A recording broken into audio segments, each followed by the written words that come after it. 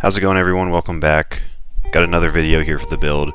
What I'm going to be going over today is the radiators and power supply. So what you're looking at right now, the beautiful Corsair 7000D. Look how easy they make it for building in this. Pops in. Oh, I want to open it up and do some work. Pops out, swings open. Don't have to mess with any thumb screws. Easy to go. So what we're looking at is I'm going to be putting a 360 rad back here. I wanted to do 480. I had to switch to 360 because I couldn't fit a 480 the way I wanted to all the way back here with another 480 right here. So we should be getting a fat XR7 Corsair 480 right here. Popping this sucker right on in. And then I should be able to fit a 360 back here with fans, and then the fans are going to go on the front side here. So you can see here at the top, let me close this.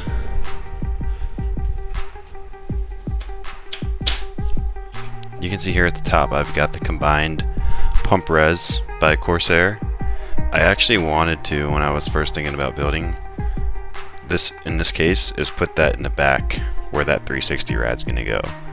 But you can see how much that pump sticks out. I was running into an issue with fitment and I just could not fit that back there with the 480 here in the front. So I'm gonna try it, mount it up here, and we're gonna see how it goes. I'm not too sure it's gonna look the best, but I wanted to use that in the build, and I'm going to try and stick with it and see what happens, because I can always change it if it's either not working or just looks terrible. So let's see what happens from there. Alright, so Corsair made it extremely easy to build in this case, and what they did is they made the panels removable. So you can pull this out, fully screw on your radiator, get your fans hooked up, everything ready to go, and then you just insert this piece back in. So I'm going to insert this piece in the back.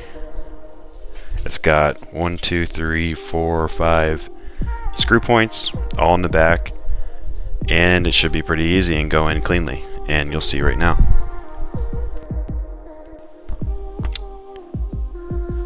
Alright, so check it out. I got it installed. That was incredibly easy. I put all the cords to go off here in this direction, thinking that it would fall in nicely and just go straight back to when I eventually get the Corsair Commander there. And it looks like it worked out pretty well. Decent fitment. I mean, I might have to move these eventually. I'm not quite sure exactly where I wanted this radiator position, but I wanted to start right there. And if I have to move it in the future, no problem. But that's it installed in the front. I want to show you real quick what it looks like in the back.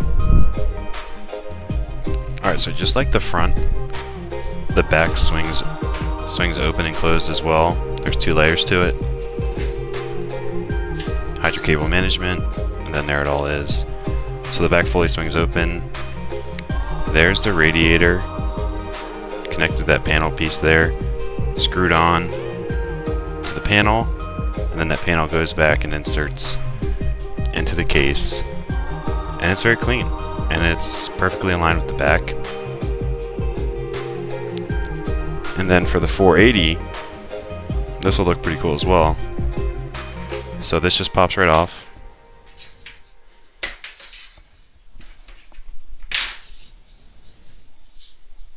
Then you've got your dust filter here, pops right off. So I'm gonna mount the fans, 4 fans here at the front, and then have the radiator on the other side here, and I'm just gonna go ahead and fast forward doing that. Alright, so I added the 480 on the front and the 4 fans, so you got 4 120mm fans. I put it a little off center because I wanted to give a little bit more space on the back side of this for where that 360 rad is, and just a little bit more breathing room by having it off center. Actually, I don't even know if it would have fit if I had tried to put it center. It might have been touching. So you can see the 360 fans are slightly blocked by the 480 rad right here. Kind of cuts off just a little less than half of the fans. Not sure how that's going to look once it's fully up and running, but I don't see a problem right now. I also put on this 140mm XR5 Corsair radiator back here and put a 140mm fan on the front of it. So right now I've got the airflow is going to be coming in from the front, pushing through. This is going to be taking air and throwing it out the case. This is going to be taking air and throwing it out the case. And I'm not sure how that's going to work for airflow. I kind of wish I had a different option here so I could get some more airflow into the case, because right now I'm visualizing a lot of hot air in this case. But we'll see. That's what it looks like though, with the radiators in there. Looks pretty good. I mean, it fits everything very nicely. We'll see once I get the full loop up what kind of fitting issues I'm going to run into, what kind of tubing issues I'm going to run into. Hopefully less is better, but we'll see. I'm looking forward to it. So lastly, I just want to go over real quick the power supply. So I've got the EVGA 1600 T2 power supply, and I went with this because it just had the most room to work with for wattage, and it also has a ton of options here for VGA cards. So it's got 9 different VGA PCIe slots. 2 for the CPU, get your perifs, got your SATA, excuse me, motherboard, no cards yet, so plenty to work, but tons of space for this to go into in the case. Fits in nicely. It'll show the label right there through this little window, and then I'll have tons of space here as well for all the cables. And I haven't decided yet if I'm going to go with custom braided cables or if I'm just going to stick with the stock. Part of me always tends to just do the stock because I know they work well, I know they're compatible, but they look ugly.